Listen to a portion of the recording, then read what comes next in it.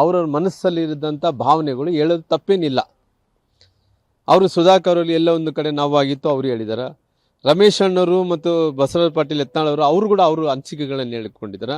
ನನ್ನ ಅನಿಸಿಕೆಗಳು ಇದಕ್ಕಿಂತ ಮುಂಚೆ ಹೇಳಿದ್ದೀನಿ, ಇವತ್ತು ಆಲ್ರೆಡಿ ಹೇಳಿದ್ದೀನಿ, ನಾನು ಮುಂದೆ ಏನು ಹೇಳಲ್ಲ ಅಂತ ಹೇಳಿ ಪಾರ್ಟಿ ಹಿತದೃಷ್ಟಿಯಿಂದ ಏನು ಮಾತಾಡಬೇಕಂತ ಎಲ್ಲ ಕೂಡ ಮಾತಾಡ್ತಾ ಇದ್ವಿ. ಅಷ್ಟೇ ಬಿಟ್ಟರೆ ಇದರಲ್ಲಿ ಯಾವುದೇ ಸ್ವಾರ್ಥ ಇಲ್ಲ, ಯಾವುದೇ ನಮ್ಗೆ ಏನೇನು ಆಗಬೇಕು ಅನ್ನೋಂಥ ಸ್ವಾರ್ಥ ಏನಿಲ್ಲ, ನಮ್ಗೆ ಏನೇನು ಪದವಿಗಳು ಬರಬೇಕಂತ ಏನು ಸ್ವಾರ್ಥ ಎಲ್ಲ ನೋಡಿಬಿಟ್ಟು ನಾವು ಕೂಡ ನಮ್ದು ಒಂದೇ ಒಂದು ಪಾರ್ಟಿ, ಆ ಪಾರ್ಟಿ ಸಂಘಟನೆ ಸಲುವಾಗಿ. ಯಾಕಂದರೆ ಈ ದೇಶದಲ್ಲಿದ್ದಂಥ ಈ ರಾಜ್ಯದಲ್ಲಿದ್ದಂಥ ಜನರು ಕಾರ್ಯಕರ್ತರು ಶ್ರಮಪಟ್ಟು ಪಾರ್ಟಿಯನ್ನು ಕಟ್ಟಿದ್ದಾರೆ.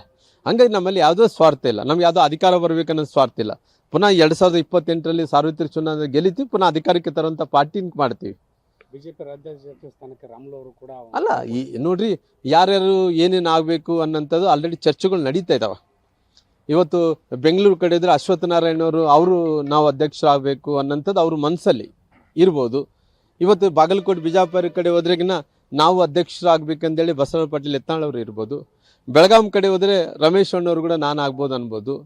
ಈ ಕಡೆ ನಮ್ಮ ಕಾರವಾರ ಪ್ರದೇಶಕ್ಕೆ ಹೋದರೆ ನಮ್ಮ ಅನಂತಕುಮಾರ್ ಹೆಗಡೆ ಅವರು ಅಧ್ಯಕ್ಷರಾಗಬೇಕನ್ನಂತಿರ್ಬೋದು. ರಾಮ್ಲವ್ರು ಈ ಭಾಗದಲ್ಲಿ ಕಲ್ಯಾಣ ಕರ್ನಾಟಕ ಹೋದರೆ ರಾಮ್ಲವ್ರು ಅಧ್ಯಕ್ಷರಾಗಬೇಕನ್ನೋದು ಕೂಡ ಇರ್ಬೋದು. ಆದರೆ ಇದೆಲ್ಲದಕ್ಕೂ ಸೂತ್ರ ಏನು? ನನ್ನ ಮನಸ್ಸಲ್ಲಿ ಏನೇ ಇದ್ರೂ ಕೂಡ ಇದೆಲ್ಲಕ್ಕ ಸೂತ್ರ, ಇದಕ್ಕೆಲ್ಲ ಕೂಡ ಮೂಗುದಾಣ ಅಂದರೆ ಹೈಕಮಾಂಡ್, ರಾಷ್ಟ್ರೀಯ ನಾಯಕರು. ವಿಜೇಂದ್ರ ಹೇಳ್ತಾರೆ 2ನೇ ಟೈಮ್ ಕೂಡ ನಾನೇ ರಾಜ್ಯಾಧ್ಯಕ್ಷ ಆಗ್ತೀನಿ ಅನ್ನುವಂಥ. ಅಲ್ಲ, ಅವ್ರ ಹೈಕಮಾಂಡಿನ ಸೂಚನೆ ಇದ್ರೆ ಪೂರ್ಣ ಅವರೇ ಆಗ್ಲಲ್ಲ.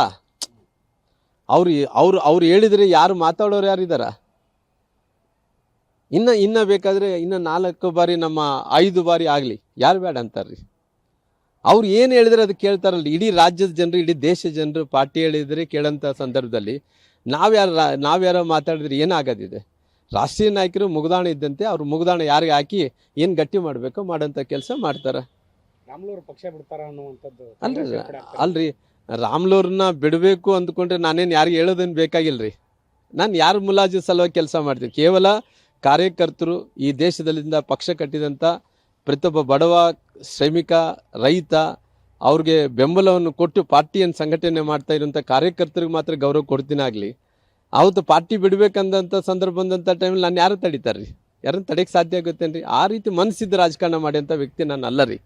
ಯಾವುದೇ ಕ್ಲಿಯರ್ ಆಗಿ ಮಾತಾಡ್ತೀನಿ, ಕ್ಲಿಯರ್ ಆಗಿ ರಾಜಕಾರಣ ಮಾಡ್ತೀನಿ. ಇಲ್ಲಪ್ಪ ಇದು ಸರಿ ಹೋಗಲ್ಲ, ಸರಿ ಹೋಗುತ್ತೆ ಪಾರ್ಟಿಯಲ್ಲೇ ಇರೋದು.